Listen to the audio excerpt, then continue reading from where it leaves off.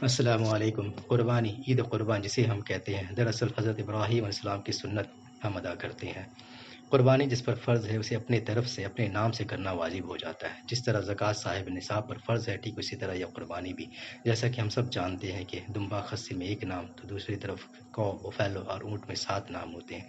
दौर हाज़िर को मद्देनज़र रखते हुए और हमारी कौम की हालत को बेहतर बनाने के लिए मेरा अपना मानना है कि जो लोग अपने एक फ़ैमिली में एक जानवर क़ुरबान करते हैं, अगर वो ऐसा ना करके 2 से 3 फ़ैमिली मिलकर इस काम को अंजाम दें और इसके एवज़ में जो पैसा बच जाता है, उसे कौम की फ़लाह में सर्फ़ कर दें।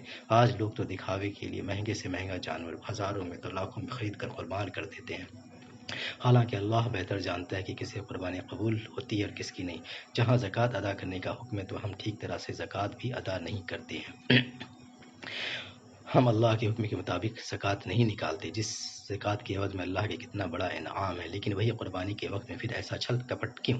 वक़्त की नज़ाकत को और कौम की हालत को मद्देनज़र रखते हुए अगर हम यह कदम उठाते हैं, तो इंशाअल्लाह हमारे समाज में काफ़ी बड़ा बदलाव देखने को मिलेगा। आज हमारा समाज 2-3 बड़े मसलों से जूझ रहा है। तालीम, बेरोज़गारी और इन दोनों की वजह से एक बड़ा मसला निकाह, जो आज बहुत मुश्किल से मुश्किल ही होता चला जा रहा है। जो कौम अपने अल्लाह और रसूल के वफ़ादार नहीं है, जो हर वक्त नमाज में कहता है हम तेरी इबादत करते हैं, तुझी से मदद चाहते हैं, तो फिर वो अपने किए हुए वादों पर कैसे कायम रह सकता है? इक़बाल ने क्या खूब कहा है कि मोहम्मद से वफ़ा तूने तो हम तेरे हैं, ये जहाँ चीज़ है कि अल्लाहो कलम तेरे हैं। मतलब नबी ने हमें वो दीन, मतलब वो कलम देकर गए जिससे हम अपनी सुनहरी तकदीर लिख सकते हैं। बट अफ़सोस आज हम इस मोहम्मद पाक सल्लल्लाहु अलैहि वसल्लम के दीन से इतने दूर हो गए कि मोहम्मद सल्लल्लाहु अलैहि वसल्लम की सीरत का पता रहा, ना उनकी इज़्ज़त और मोहब्बत का हम सिला दे पा रहे हैं। हैरत है, तालीम और तरक्की में है पीछे, जिस काम का आगाज़ इक़रा से हुआ था। मैं बहुत महदूद कहूँगा, जो पैसा हम लोग ज़कात का हो और क़ुरबानी से बचाया हुआ हो, इस पैसे से हम अपनी कौम के लिए एक अच्छा स्कूल, मदरसा, अस्पताल और भी बहुत कुछ कर सकते हैं, जो हमारे और हमारे आने वाले जनरेशन के लिए बहुत ही ज़्यादा लाभदायक और ज़रूरी है। और ऐसे भी कहा जाता है कि अगर मरने के बाद भी कोई तुम्हें याद करे, तो कुछ अच्छा कर जाओ। आज हमें कुछ अच्छा करने की ज़रूरत है। आप दूसरे कौमों में भी देख सकते हैं, उन लोगों के पास हर तरह की सुविधा मौजूद है। वो लोग सबसे ज़्यादा खैरात करते हैं और वो अपने कौम के भाइयों की भरपूर मदद करते हैं, चाहे वो तालीम के लिहाज में हो, पैसे की मदद हो, रोज़गार का मामला हो या और कुछ हो, हर वक्त कोशा रहते हैं। यही दीन तो हमारे प्यारे नबी मोहम्मद सल्लल्लाहु अलैहि वसल्लम देकर और बता कर गए। भाइयों, अब कुछ करने की ज़रूरत है, इस जाल से निकलें। कब तक हम दूसरे को कोसते रहेंगे? कब तक हम एक दूसरे पर लानत मलामत करेंगे? बस आज एक अल्लाह के दीन के नीचे आकर हाथ से हाथ मिलाकर काम करने और कदम से कदम मिलाकर साथ चलने की ज़रूरत है, ताकि इसमें हमारा कोई भी भाई पीछे ना रह जाए। हर एक को बराबर का हक मिले। एजुकेशन और रोज़गार और इलाज हर एक शख्स का बेसिक राइट है, जो कि होना ही चाहिए। आप सोच रहे होंगे कि ये क्या बात कर रहा है, ये काम तो सरकार या किसी बड़े कॉर्पोरेट घराने के लोगों की है। नहीं मेरे भाइयों, ऐसा सोचना खुद को अंधेरे में धकेलना है। सबसे पहली यूनिवर्सिटी एक मुस्लिम लेडी बहन ने बनवाई, तो प्लीज़ अगर आज हम ये कोशिश करेंगे, तो इंशाअल्लाह आने वाले वक्तों में ये काम मुकम्मल हो पाएगा। और ये काम एक बार नहीं, बल्कि वक्त लगेगा, लेकिन हमें हिम्मत नहीं हारना। तालीम के लिए अच्छे स्कूल और मदरसे से शुरुआत कर सकते हैं, छोटे पैमाने से ही। आज हमारे मुआशरे के बच्चों की तालीम का जायज़ा लें, और गार्जियन हज़रात का, जहाँ गार्जियन हज़रात भी फ़ीस के मामले में परेशान रहते हैं, तो दूसरी तरफ बच्चों पर बहुत कम उम्र में ही पढ़ाई का प्रेशर रहता है। आप इस वीडियो को मुलाहिज़ा करें।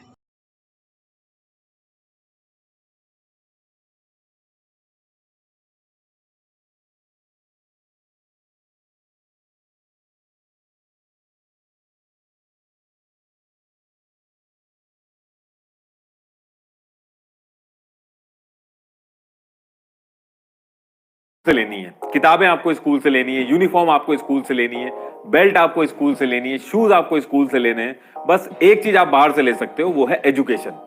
एजुकेशन के लिए आप बाहर से ट्यूशन लगा सकते हो। इनका बस चले तो बच्चों को खिलाने के लिए जो आटा चावल होता है, ये भी स्कूल से मैंडेटरी कर दें। स्कूल जब चाहे छड़ी घुमा के माँ बाप से पैसे निकाल लेता है, बस ड्रेस का कलर ही तो चेंज करना है। हमारी गवर्नमेंट इतनी बड़ी बड़ी पॉलिसी लेके आया पॉपुलेशन कंट्रोल करने के लिए, लेकिन कुछ भी नहीं हुआ। ये जो हमारे प्राइवेट स्कूल्स हैं, ये बिना किसी पॉलिसी के पॉपुलेशन कंट्रोल करने में पूरा योगदान कर रहे हैं। एक बच्चे की फीस इतनी ज्यादा कर देते हैं कि इंसान दूसरे बच्चे के बारे में सोच ही नहीं पाता। गवर्नमेंट स्कूल में पढ़ना वर्कर जो कि दिल्ली में अपने 3 बच्चे और अपनी वाइफ के साथ रहता है, वो अपने बच्चों का एडमिशन एक प्राइवेट स्कूल में कराता है ताकि उनको अच्छी एजुकेशन मिल पाए। लेकिन वो प्राइवेट स्कूल अपने पहले ही साल के अंदर अपनी फीस को 30% बढ़ा देता है, जिस चीज की वजह से राघव को अपने बेटे को प्राइवेट स्कूल से निकालकर गवर्नमेंट स्कूल के अंदर उसका एडमिशन करवाना पड़ जाता है। लेकिन ये सिर्फ राघव के बेटे की कहानी नहीं है, बल्कि इंडिया के अंदर ऐसे लाखों बच्चे हैं जो कि सेम सिचुएशन के शिकार हैं। साल 2021 में 40 लाख से ज्यादा ऐसे स्टूडेंट्स हैं जिन्होंने प्राइवेट स्कूल से गवर्नमेंट स्कूल के अंदर शिफ्ट किए हैं, और इसका सबसे बड़ा कारण था फीस। आज भारत की 140 करोड़ की पॉपुलेशन में से 26 करोड़ स्कूल स्टूडेंट्स हैं, और इन 26 करोड़ स्कूल स्टूडेंट्स में से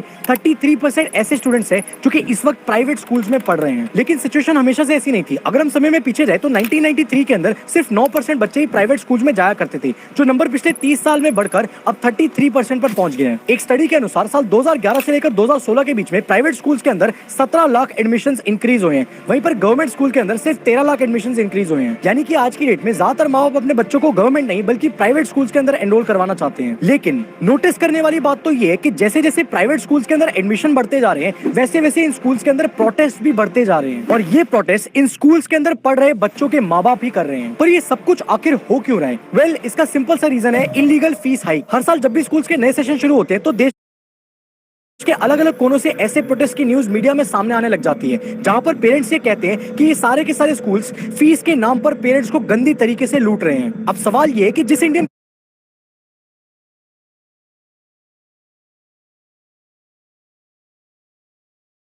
मतलब मेरी समझ में ये नहीं आ रहा है, 100 आउट ऑफ 100 मार्क्स आए हैं बच्चे के जी और स्कूलिंग एजुकेशन स्टार्टिंग में उसकी नहीं थी। जी नहीं हुई थी। जी नहीं, स्कूलिंग नहीं हुई थी। मदरसा में बच्चा था, हिफ्ज किया है उसने मदरसे से, हाफिज है, और उसके बाद उन्होंने काउंसलिंग के बाद डिसाइड किया कि हम अपने हाफिज बच्चे को कुछ बनाना चाहते हैं। बच्चा चीफ जस्टिस ऑफ इंडिया बनना चाहता है और उसकी कोशिश कर रहा है, और काफी अच्छी शुरुआत उसने की है, जैसे कि आप देख सकते हैं 95.4 और 100 आउट ऑफ 100 पॉलिटिकल साइंस में लाकर के। मुस्लिम तबके की एजुकेशन बिल्कुल पिछड़ी हुई है और उसी के मुतालिक तो आप मेरे पीछे देख रहे हैं, ये संस्था है।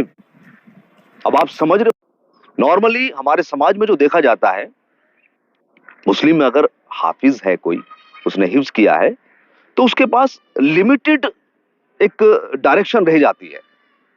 फॉर एग्जाम्पल, अगर किसी बच्चे ने हाफिज किया हुआ है, हिफ्ज किया हुआ है, तो या तो वो इमामत करेगा मस्जिद में जाकर, या फिर वो किसी मदरसे में पढ़ाना शुरू कर देगा, और उसके पास डॉक्टर, इंजीनियर। आपका जो बच्चा वो हाफिज के बाद डायरेक्शन दे रहे हैं और इतना क्विक फास्ट सर्विस दे रहे हैं कि यार 12वीं क्लास का जो बच्चा होता है ना, जो nursery, LKG, UKG, first, second, third, वो सारी क्लासेस करने के बाद 12वीं में जब आता है, फिर वो डायरेक्शन मिलती है उसे, आप डॉक्टर जाओ, इंजीनियर जाओ। ये कितना लंबा टाइम हो गया है।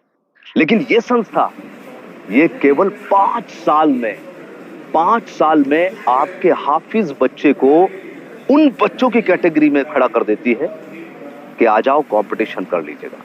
तो इस संस्था की जो मुझे खास बात लगी वो यही है कि इनका 5 साल का एक प्रोग्राम होता है।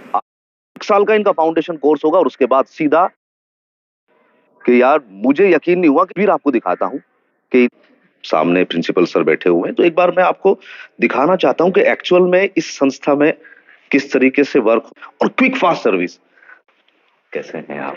जी अल्हम्दुलिल्लाह। जो आपका सिस्टम है किस तरीके से है वो जानना चाह रहे हैं, क्योंकि ऑडियंस की मेरे पास लगातार कमेंट भी आ रही है, जानना चाह रहे हैं, कुछ बताइए आप। देखिए, ऐसा है कि जब सच्चर कमेटी की रिपोर्ट के बाद पूरे हिंदुस्तान को ये पता चला कि हिंदुस्तान की तरक्की के लिए जो माइनॉरिटी कम्युनिटी है, जिसमें मुस्लिम सबसे बड़ी माइनॉरिटी है, उनके बच्चों की पढ़ाई जो है किसी वजह से रुक जाती है, और वो प्राइमरी एजुकेशन ना लेने की वजह से सेकेंडरी एजुकेशन और हायर एजुकेशन में उनका जो योगदान होता है वो कम। सरकार ने ये कहा था कि हम भी कोशिश कर रहे हैं, और माइनॉरिटी को भी कहा था कि आप लोग भी कोशिश करें अपने कौम को आगे बढ़ाने के लिए, और ऐसे इदारे खोले जहां पर हम इन बच्चों को मेन स्ट्रीम कर पाए। तो सच्चर कमेटी को बेस बना करके और स्कॉलर्स की मदद से मनापात फाउंडेशन, जिसके चेयरमैन हमारे अमीर अहमद साहब हैं, उन्होंने 2017 में ये डिसाइड किया कि एक ऐसा स्कूल खोलते हैं जिसमें NCERT के ब्रिज कोर्स को बेस बना करके ऐसे हाफिज बच्चे जो किसी भी वजह से प्राइमरी एजुकेशन नहीं ले पा रहे हैं और सेकेंडरी एजुकेशन और हायर एजुकेशन में नहीं जा पा रहे हैं, उनको मेन स्ट्रीम करें। और पिछले 5 सालों से ये प्रोग्राम चल रहा है। 4 बैचेस 10वीं के जा चुके हैं, NIUS से और उत्तर प्रदेश और CBSE से हमारा इस मर्तबा बैच बैठा है और काफ़ी उम्दा परफॉर्मेंस इन हाफिज़ों ने मेन स्ट्रीम के बाद किया है। और एक बैच हमारा CBSE से ग्रेड 12 का हुआ है और उसमें भी जो हमारा ग्रुप है उन्होंने बहुत बेटर परफॉर्म किया। ऑन एन एवरेज हमारा 69% रिजल्ट है और हाईएस्ट 95.4 है, जो इस बात की दलील है कि अगर हम कोशिश करें सरकार के साथ मिल करके तो हम ऐसे तमाम बच्चे, सिर्फ हाफिज ही नहीं दूसरे बच्चे भी जो मेन स्ट्रीम नहीं हो पा रहे हैं, हम उनको NCET और बच्चे के मार्क्स आए हैं और पॉलिट मेन स्ट्रीम होने के बाद जी नहीं, स्कूलिंग नहीं हुई, जस्टिस ऑफ इंडिया बनना चाहता है और उसकी कोशिश कर रहा है और काफी अच्छी शुरुआत उसने की है, जैसे कि आप देख सकते हैं 95.4 और 100 ठीक इसी तरह इलाज के मामले में आपने अक्सर देखा होगा कि कुछ औरतें मस्जिदों के बाहर खड़ी रहती हैं कि हमें हमारे अजीज़ का इलाज कराना है, हम लोग बहुत गरीब हैं, इतने पैसों का इंतज़ाम करना नामुमकिन है, तो बराए मेहरबानी जो बन पाए आपसे आप दें। बहरहाल मतलब आज हर लोग इस बीमारी, इलाज और दवा ये सब चीज़ों से काफ़ी परेशान है। प्राइवेट हॉस्पिटल में इलाज करा पाना बहुत मुश्किल है। अगर बड़ी बीमारी है तो फिर लाखों लाख खर्च हो जाने के बावजूद भी ज़िंदगी का बच पाना एक सवाल ही बना रहता है और ऊपर से घर के रोज़ के अखराजात। आज इसमें हर ख़ास व आम, हर अमीर और गरीब परेशान है। ये एक ऐसा खाई है जिससे निकल पाना बहुत मुश्किल है। तो अगर इस पैसे ज़कात और कुर्बानी से बचाए हुए पैसे से एक छोटा सा भी अस्पताल का क़याम अमल में आ जाता है तो ये अंधेरे में रोशनी का काम करेगी और हम सबको हिम्मत और साहस से भर देगी और हम सब का ये अमल औरों के नज़दीक सराहनीय और एक मिसाल बनकर सामने आएगी। और इससे तो बड़ी ये बात कि इसके अजर सवाब इस सदक़े की तरह हमें ता क़यामत मिलता रहेगा और शायद अल्लाह पाक हमारे इस छोटे से भेंट से राज़ी हो जाए। इस बात पे ज़रूर गौर करें और सोचें कि वाकई इससे हमारा समाज बदल सकता है। अगर जवाब हाँ में है तो फिर देर किस बात की। Successor do not do different thing but they do differently.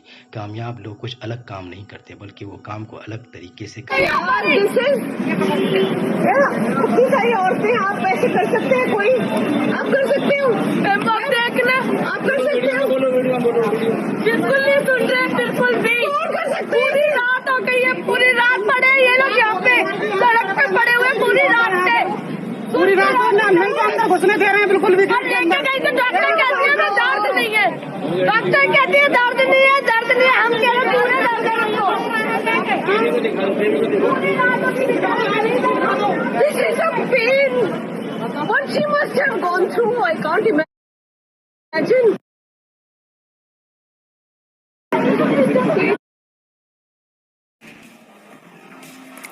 नमस्कार, आप देख रहे हैं जी बिजनेस, आपके साथ मैं हूं अनुया यादव। अस्पतालों में हो रही मेडिकल लूट के खिलाफ पिछले 2 हफ्ते से जारी जी बिजनेस की मुहिम है। हम आपको दिखा रहे हैं कि कैसे अस्पताल इलाज के नाम पर आपको लूट रहे हैं, कैसे बेहिसाब मुनाफा कमा रहे हैं। और अब तो हमारी मुहिम पर सरकारी संस्था CCI यानी कि कंपटीशन कमीशन ऑफ इंडिया ने भी मुहर लगा दी है। ये केस दिल्ली में पड़पड़गंज के मैक्स सुपर स्पेशलिटी हॉस्पिटल का है और सामने आया है कि अस्पताल में प्रॉफिट कमाने के लिए मरीजों को वही इंजेक्शन सिरिंज खरीदने के लिए मजबूर किया जाता है जिसमें अस्पताल के बेतहाशा प्रॉफिट है। और इसमें अस्पताल 20 से 30% नहीं बल्कि 500% से भी ज्यादा का प्रॉफिट कमा रहा है।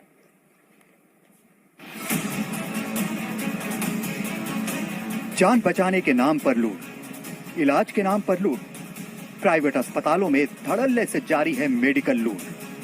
जी बिजनेस पिछले 2 हफ्तों से आपको दिखा रहा है कि कैसे इलाज के नाम पर प्राइवेट अस्पताल आपसे बेतहाशा पैसा वसूल रहे हैं।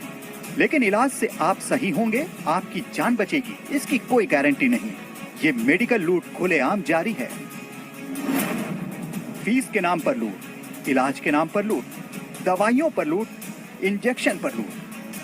जी हाँ, छोटी छोटी चीजों जैसे कि डिस्पोजेबल सिरिंज पर भी हो रही है लूट। अस्पताल कमा रहे हैं कई गुना मुनाफा और ये हम नहीं कह रहे हैं, इसका खुलासा किया है सरकारी संस्था CCI यानी कंपटीशन कमीशन ऑफ इंडिया ने। CCI की और जब ये काम हम कर पाएंगे तो ऑटोमेटिक इससे रोज़गार के भी अवसर खुल जाएंगे और हमारे पढ़े लिखे नौजवानों को रोज़गार भी मिल जाएगा और साथ ही साथ इससे हमारे बच्चों को भी सीख मिलेगी और वो भी कुछ अच्छा करने की कोशिश करेंगे। दूसरे मसाइल जो निकाह का है वो भी हल हो जाएगा इंशाअल्लाह और निकाह को आम और सुन्नत तरीके से करने पर पुरज़ोर कोशिश की जाएगी और इस तरह से लोगों के अंदर अपने कौम के अंदर एक दीनी तालीम और दुनियावी तालीम दोनों से आशना होंगे और जब लोग हक़ बात को जानेंगे तो ज़ाहिर सी बात है कि इस पर अमल पैरा भी होंगे और अक्लमंद तो वही लोग हैं जिन्होंने अंबिया और सहाबा के रास्ते को चुना, क्योंकि इसमें इत्मीनान और सुकून और कामयाबी है। हमें हमारे मस्जिदों के इमाम और मौज़िन के बारे में भी ज़रूर सोचना चाहिए कि इस महंगाई के दौर में एक छोटा सा भी फैमिली का गुजारा थोड़े से पैसे में नहीं हो सकता तो फिर इनका कैसे मुमकिन है। ज़रूरत है कि इन्हें इतना तुम ज़रूर अदा करें कि इनका ज़रूरत पूरी हो सके। आज ये हमारा रहबर है, अंबिया के विरासत में है। आज हम मस्जिदों में इसकी सजावट, इसके कंस्ट्रक्शन में इतना खर्च कर देते हैं जो कि ज़रूरी भी नहीं। तो लिहाजा इनकी अहमियत को समझें, इनका भी जो हक़ है वो दें, वो अदा करने की हम सब भरपूर कोशिश करें। ये कुछ बातें जो हमारे समाज, हमारे कौम में मौजूद हैं, इसके पेश नज़र में आपके सामने रखने की कोशिश की है और इसका एक छोटा सा हल भी अगर आप इससे इत्तेफाक रखते हैं तो अपना कीमती बात ज़रूर रखें, कमेंट करें और ज़्यादा से ज़्यादा लोगों तक पहुँचाने की कोशिश करें।